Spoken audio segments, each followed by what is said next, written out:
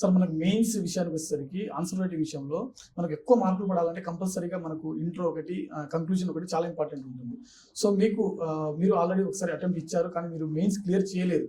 అయితే మీకు Amigos coaching institute నుంచి ఈ మెయిన్స్ ఆన్సర్ రైటింగ్ విషయంలో మీరు టెస్ట్ సిరీస్ రాసిన తర్వాత ఫ్యాకల్టీ నుంచి కావచ్చు, లేకపోతే మెంటార్ నుంచి కావచ్చు, మీరు మీ యొక్క ఎవాల్యుయేషన్ ఏ విధంగా ఉంది అనే విషయాల గురించి మీతో ఎప్పుడైనా డిస్కషన్ చేయడం కానీ, లేకపోతే మీరు చేస్తున్నటువంటి మిస్టేక్స్ ఏవైతే ఉన్నాయో వాటిని కరెక్ట్ ఇట్లా చేసుకోండి అని చెప్పడం కానీ ఏమైనా జరిగిందా? చాలాసార్లు జరిగింది సార్.